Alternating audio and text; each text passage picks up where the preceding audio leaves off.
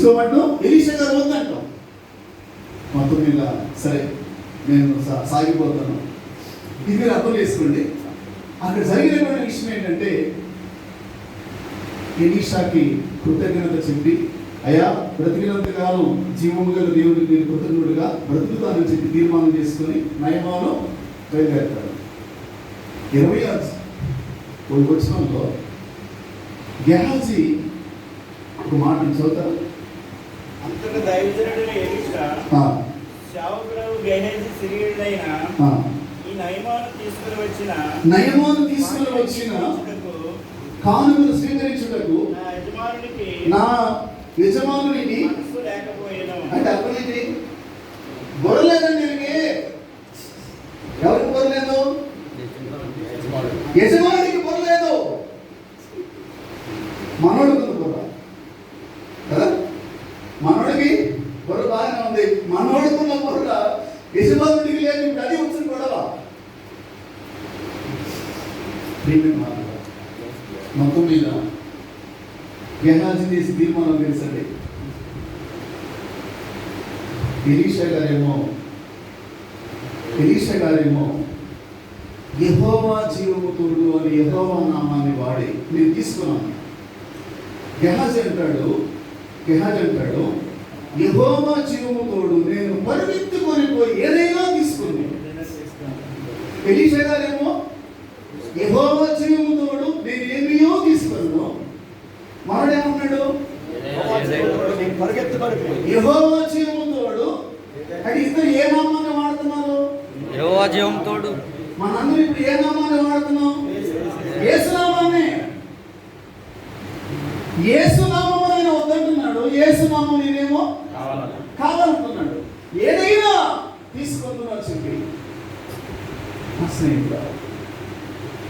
రథం అంటే పరిగెత్తున్నాడు. అంటే రన్నింగ్ రేస్లో మనడు ఫస్ట్ రేస్ పరిగెత్తుంటే రథం వెంట పరిగెడుతున్నటువంటి గెహాజీని చూసి నయమ రథం ఆపాడు.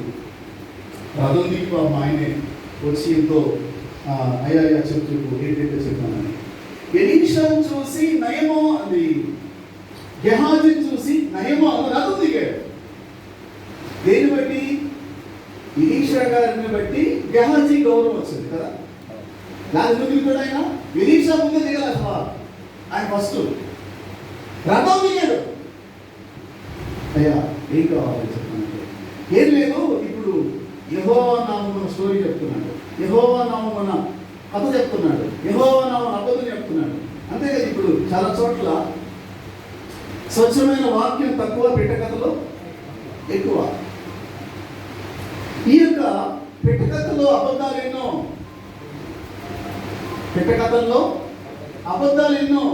ఈయన అంటాడు, సార్ ఏం లేదు, మీరు ఇట్లా బయటకు వచ్చారు. అలాగా ఇద్దరు ప్రవక్తలు శిష్యులు వచ్చారు దూరం నుంచి. వాళ్ళ కోసమని యజమానుడు కానుకమన్నాడు అన్నాడు. ఎంతండి? 2 మణుగులు వెండి, 2 దుస్తు బట్టలు. ఎంత? 2 మణుగులు వెండి, 2 దుస్తు బట్టలు. ప్రియమైన వాళ్ళ అవునా అన్నాడు. అని నయమన్నాడు, లేదు నాయన రెట్టింపు తీసుకున్నాడు. 2 మణుగులు వెండి అని చెప్పానంటే 36 కిలోలు, 36 కిలోగ్రామ్స్. రెట్టింపు వెండి తీసుకోమన్నాడు. అంటే 4 మణుగుల వెండి అంటే 72 కిలోగ్రామ్స్. 2 గోనె సంచుల్లో వేసారంటే ఇప్పుడు రైస్ టిక్కీ ఎలా ఉంటుందో అప్పుడు 36 కేజీల టిక్కీలు. 2 మణుగుల వెండి 1 కిలో, 2 మణుగుల వెండి 1 కిలో వేసి 2 టిక్కీలు ఇద్దరు పరివారం మీద పెట్టి ఇదిగో సార్ వెంట వెళ్ళి ఎక్కడేమన్నా వేసారంటారని చెప్పాడు ఆయన. ఈరోజు సెప్టెంబర్లో ఇండియాలో కేజీ వెండి ఎంత? 1,00,000 దాటిపోయాం. 1,13,000 చిల్లర. 1,13,000 చిల్లర ఉంటుంది. 4 మణుగులు వెండి ఈరోజు ఇప్పుడున్న రేటుతో మనం 72 కిలోలు లెక్కేస్తే సుమారు 81,90,000 దాకా ఉంటుంది. వచ్చిన ఎంతమంది ఎదురు శిష్యులు వచ్చారంట. 2 మడుగులు అడిగాడు, ఆయనకేమి ఇస్తాడు. కానీ వెండి టిఫిన్ చేస్తారండి, వెండిని భోజనం చేస్తారా? సరే వచ్చారు, తీసుకొచ్చారు. గెహాజీ ఇంటికి తీసుకెళ్ళి లోపల వేయించుకొని ప్యాక్ చేసి కవర్ చేసి సైడ్ కూర్చొని ఉంచున్నాడు. మనం కూడా ఒకరోజు ఏసీ నిలబడాలి. మనలో ఉన్న తత్వం ఏం చేయాలి కదా? మనము ఎవరికి లెక్క ఒప్పజెప్పవలసి ఉన్నదో ఆ దేవునికి మరుగైనది ఏది లేదు అని వాక్యంలో ఉంటుంది.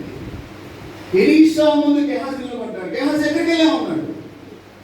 అయ్యా ఎక్కడికి ఇక్కడే ఉన్నాను అన్నాడు ఆయన. గెహాజీ నయమాను రథం వెంట నీవు పరిగెడుతున్నప్పుడు నా మనస్సు నీతో రాలేదా అన్నాడు.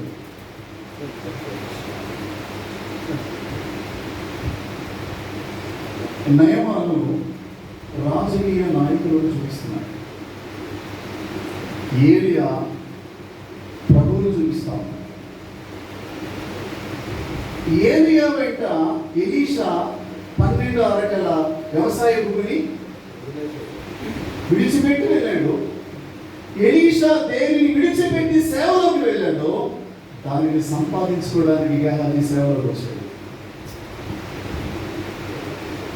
గెహాజీ ద్రాక్ష తోటలు, ఒలీవ తోటలు, వెండి బంగారాలు సంపాదించుకోవడానికి ఇది సమయమా? నీ పిలుపేంటి? నీ సంకల్పం ఏంటి? నీ ఉద్దేశం ఏంటి? నీకు అర్థమవుతుందా? ఇశ్రాయేలు ప్రజలు పరలోకానికి దేవునికి విరోధంగా పాపము చేసి శాపగ్రస్తులై నశించిపోతూ ఉంటే, దేశం కుష్ఠరోగముతో శపించబడతా ఉంటే, ఆ ప్రజల రక్షణార్థమై వాళ్ళ హృదయాలను దేవుని తట్టు తిప్పడానికి పగలు రాత్రి ఆలోచించాల్సినటువంటి మనం హితము చేయాల్సింది.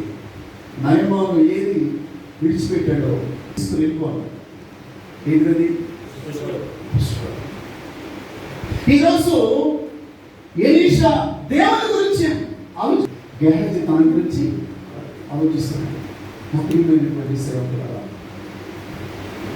మన హృదయం యేసు ప్రభు హృదయం వలె ఉందా? తర్వాత విషయం గోచరి పయనిస్తుంది.